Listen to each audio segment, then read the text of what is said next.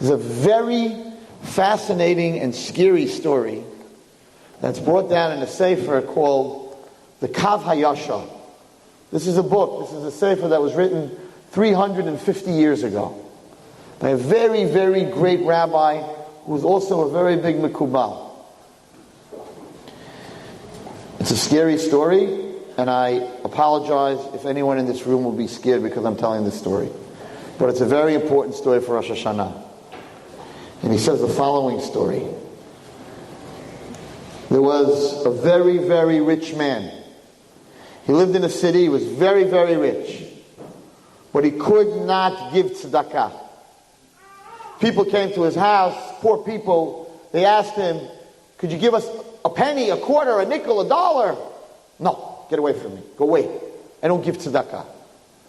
People needed help. He wouldn't help anybody. In fact, he was such a miser. A miser is a man who doesn't give charity, that he did not come to shul, to Beis HaKnesset. He did not come on Monday and Thursday. Because on Monday and Thursday, when they took the Torah out, all the poor people used to come collecting. So he wouldn't go to shul. He wouldn't go to Beis HaKnesset on Monday and Thursday. He didn't want to give tzedakah. But the same man who did not give tzedakah was a moel. He did bris milahs for little children. For some reason, the Kav HaYashar doesn't explain, but for some reason, he did this for free. He wouldn't give anyone money.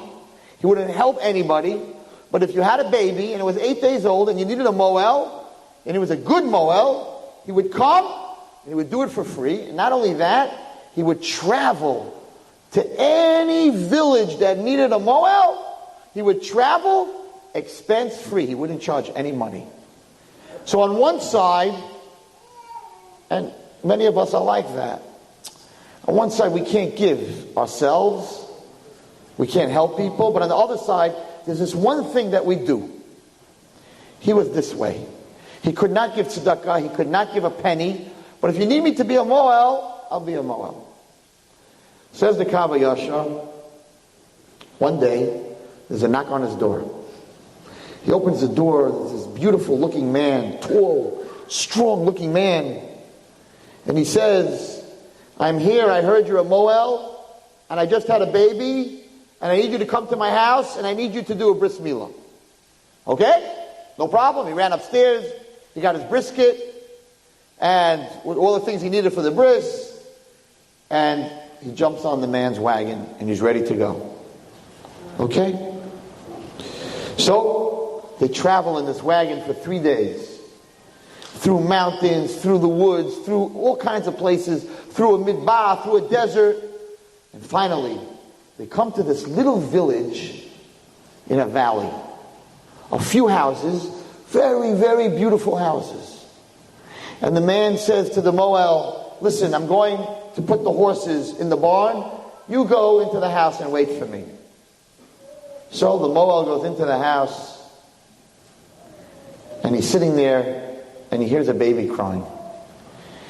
And he sees a door that's a little bit open. He knocks on the door, and he hears a woman's voice.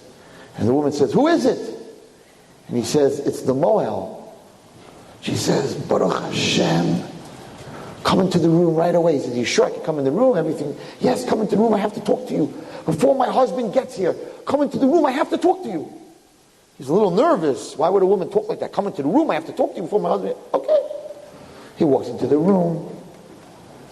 And she says, listen, before he gets home, I have to tell you what he is and who he is. My husband is not human. This is a true story. This is not a joke. My husband is a Shin Daled. A Shin Daled is a creature that was created Ben Hashmashot Erev Shabbos. It's not human, and it's not an angel. It's a very big troublemaker. It's from the dark side. It's called a changeling. Its koach is that it can change its whole body to look like anything. A lizard, a cat, a human. The only thing it cannot change is its feet. The Gemara talks about it. They have webbed feet, like a chicken.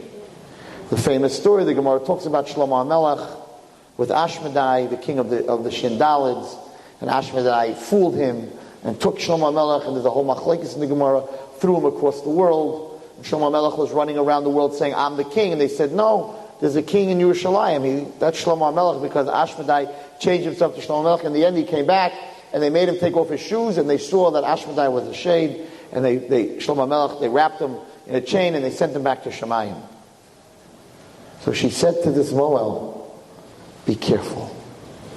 My husband is not human, and nobody in the village is human. They're all Shindalits. She says, but I am human.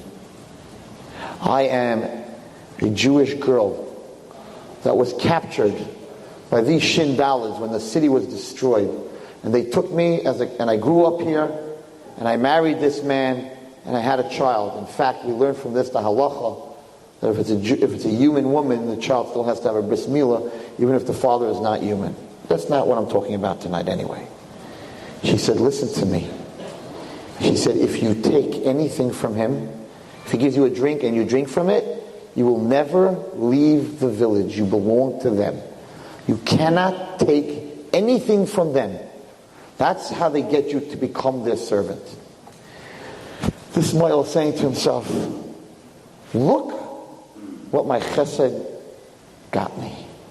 Don't so many of us think of that. We do a chesed, we pick somebody up, and we end up getting a parking ticket. We do a chesed so many times, we do something good, and it looks like we're getting punished for it. So here was this, if we could understand this Moel, who the only good thing he did in his whole life was he did bris milahs, and now look what Hashem did to him. He's stuck in a village 3 days away from any human beings with a bunch of Shindalids. What can he do? I'm going to do the bris. In walks the Shindalid. Of course, the Moel didn't tell him whether he knew anything. He says, come, sit down. Let's have something to eat. Can I offer you something to eat? Now, this Moel can't take anything. If he takes anything, he's finished. He says, listen, I'll tell you the truth. I'm very tired. I have a terrible headache from the trip. I just want to go to sleep. And he says, but tonight, the night before the bris milah, is the Zohar. The night before the bris milah, you got to come and join with us. We're going to have food and drink. He says, if you want my hands not to shake tomorrow, I need to sleep. Wake me up tomorrow morning for the bris. And the Shindala didn't suspect anything, and Kachaya, that's what he did. He wakes him up for the bris, the Moel gets up, he davens, and he comes to the bris. And he does the bris milah. He does the bris. After the bris milah, they sit down to Seudah, and now they're all sitting there, all these male Shindalids, and they say, Kavod, HaMoel, wash. Mekamotzi. He goes, I'll tell you the truth. A whole night I was throwing up. I'm so sick. I feel so miserable. I just got to go home and take medicine. I want to go. I want to leave. The Shindal said, no, you can't leave. I have to pay you. He says, no, I don't take any money. No, come with me. I want to show you what I have. And he takes the Moel, this human being, into a room full of gold. As the Gemara says, they like to steal things. If a person doesn't wrap up his money, they steal. They like to steal things. They're big troublemakers. So all the pirate ships that sunk and all the things in the world that are missing, that we're looking for, they have it. So he opened up a room and he shows them a room full of gold, beautiful gold things from the beginning of the world. And he says to the Moel, anything in the room, whatever you want. You did a bris for my son, it's yours. And he looks around the room and he says, I don't need anything. In case you don't know, I'm very, very rich. I'm a very rich man. I don't need any gold. I'm not interested. And the Shindalit can't believe that this human being is not taking anything. Okay, come into the next room. He brings him into the next room. It's full of diamonds and jewels and all kinds of sapphires and pearls. And he says to the Moel, take something from this room. And the Moel says, you don't seem to get it. I'm very, very rich. I don't need anything.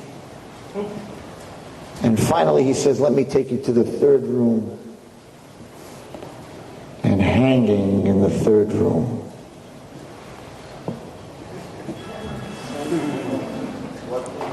is a bunch of keys. And in walks the Moel, and he turns white. And he begins to shake.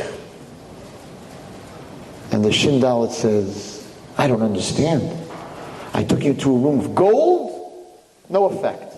I took you to a room of jewels, no effect. A room of keys, stainless steel, brass, metal keys, and look at you. You're shaking. And the Moel turns to the Shindalet and says, those keys on that wall, those are my keys. That's my keychain to all my Social Security boxes, my bank accounts. Those are the keys that I keep secretly in my house. How did you get my keys? And the Shindalet turns to him and says, do you know who I am? He says, no. He says, I'm the king of the Shadim. And when the first time a man came to you for tzedakah, and you said no, and then you said no again, and no again, and no again, and no again, Hashem gave us reshus to take your keys away from you. You know why you cannot give tzedakah? You know why when a poor person who's starving at your doorstep, and sometimes in your heart you're like, I want to give, but I can't? Because you lost your keys. We have them. A person can lose his keys, girls and boys. You can lose your choice. You can want to learn Gemara or come to Minyan, and you can't do it. You cannot want to say Lashon Hara, and you have to. Because so many times on your own choice, you said, I don't want to give tzedakah, I don't want to learn, I don't want to daven, I want to talk Lashon Hara. So the other side gets your keys, and they own your keys. And here, this poor man, this poor Moel is standing there opposite a Shindalet. And the Shindalet says, you know who I am by now. You know I'm not human. I know. You didn't take food. You didn't take gold. We're very smart. Somebody tipped you off. My wife. But that's okay. You did us a favor. So I'm going to let you take your keys. And the Moel says, no, I'm not going to fall for that. And the Shindalet took a shvuah, made a swear, and he said, you can have back your keys because the mitzvah that you did a bris on my son. And they let him go. This is not a story from a book in the library. This is not a movie. This is not The King and I. This is not Beauty and the Beast. This is not some kind of thing that you see on Broadway. This is a Kav HaYashar. This is a sefer that writes the truth, the emes. From this Kav HaYashar, there's so much halacha that comes out. And what's the din on a child that's born from such a union? Do you have to give it a bris? This is not a joke. This is a sefer that's written from the other side. The secrets of the other side. He's telling us, girls and boys, you can lose your keys. You can stand on Rosh Hashanah and not be able to do tshuva. You can come to shul and say, I want to say I'm sorry, Hashem, but I can't.